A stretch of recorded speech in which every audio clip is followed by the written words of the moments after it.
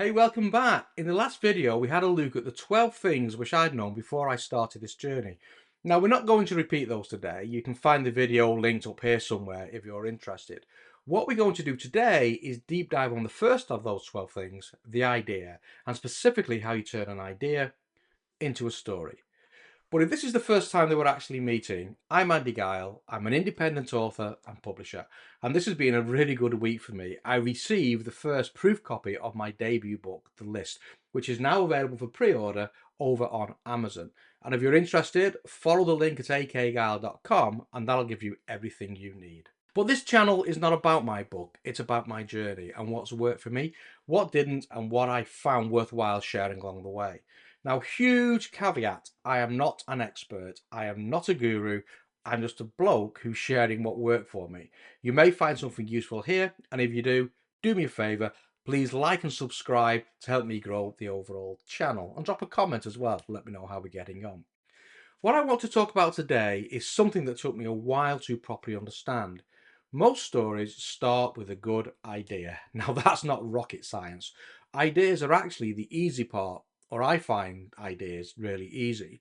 The problem is that an idea is not a story, and understanding the difference between the two was probably the most important thing I've learned so far on this journey. The List was not my first attempt at writing fiction. Now, I've been a professional writer for years, business writing. I write reports, I write proposals, I wrote strategy documents, and writing has been a part of the day job for as long as I can remember. So when the idea of writing a novel came along, I thought, hey, I can do that. I know how to write.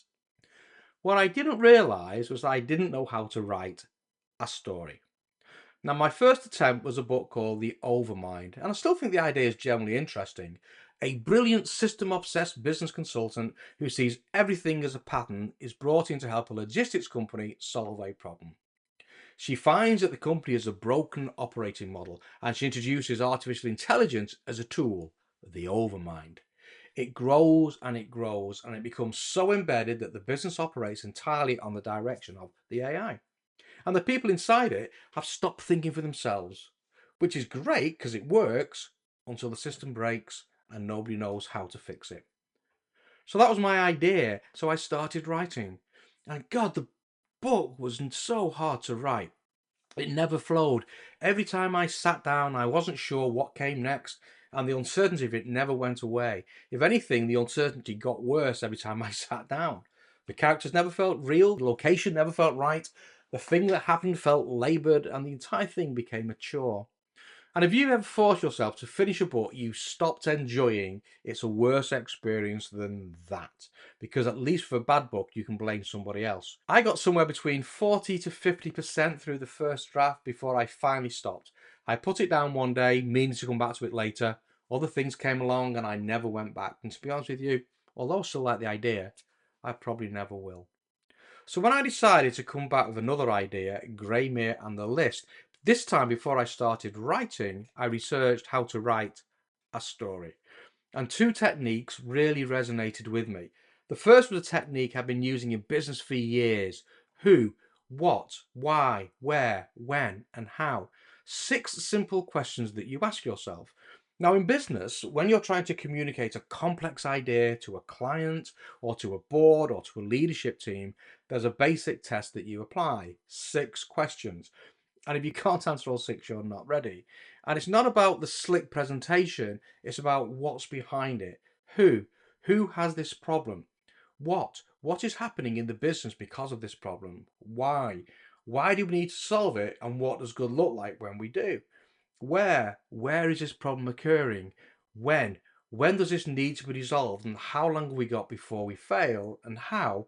How do we solve this problem? What's the solution? Now, if you can answer those 6 well, you can handle any conversation that follows and probably move from the how to the execution where you actually solve the problem. Now, we can translate this directly into the story idea. Who is this story about? What happens to them? Why does it matter to them? And more importantly, why do we care? Where does the story take place? And when does it happen? And how does it resolve? If we can answer those 6 questions and your idea is starting to shape into something that looks like a story. Now, the second technique is called the story spine, and it's a very simple framework that has stood the test of time for years. And it's a set of sentences, not questions, sentences that force you to tell the story in the most basic form possible. Once upon a time, every day, until one day, because of that, until finally, and ever since then. It breaks it down to something that flows naturally, and if it breaks in the middle somewhere, you're not quite ready to start to tell your story. So let me go back and let's look at what happened in the Overmind world. Who is this story about? And this is where it unravels straight away, because I actually don't know. I thought it was about the consultant, but every time a new character appeared, they took over. The focus kept shifting, and I never committed to one person's journey. There was no central character to hold it all together. What happens to them? Well, the system she put in place starts to fail. That's a concept, an interesting concept, but there's no consequence to that failure that connects to a real person. So it's nothing more than a concept. Why does it matter? Well, it challenged her core belief in systems thinking, her whole professional identity. So it's an identity crisis of sorts, but we're not connected. We don't care about her, so we don't really care about her problems. Where and when? Well, I chose a logistics company. It was in Manchester and it's in the near future. But it was nothing more than a backdrop. It carried no weight. It could have been absolutely anywhere. And how does it resolve? I generally had no idea. I had this loose thought about rewriting the AI to coexist with humanity, but I didn't know, and I was writing towards a vague hope rather than the real destination. So I didn't really have answers to my 6 key questions. Now, if I put the same test here to Greymere in the list, who is the story about? One person, Johnny Steele, former detective. There's no ambiguity in that. I know exactly whose journey this and how I'm going to tell the story from the very first sentence. What happens to them? Well, he discovers he wasn't responsible for his wife's death, and he sets out to find out who was. A clear central event driving a clear plot forward. Why does it matter? Because it costs everything. His career, his identity, 3 years of his life drinking himself to nothing.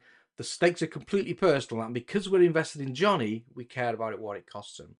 Where does it take place? It takes place in Greymere, a fictional post-industrial city in the north of England that's got its own identity, its own conflict, its own history. The old world failing and the new world arriving, and the corruption that lives in the gap between them. The setting isn't a backdrop, it's part of the story. And when does it happen? Now, 2026. It's real time, and that really grounds it because it's something we can all relate to. How does it resolve? Justice is served. It's grey justice, it's outside the courts and outside the law, but it's justice.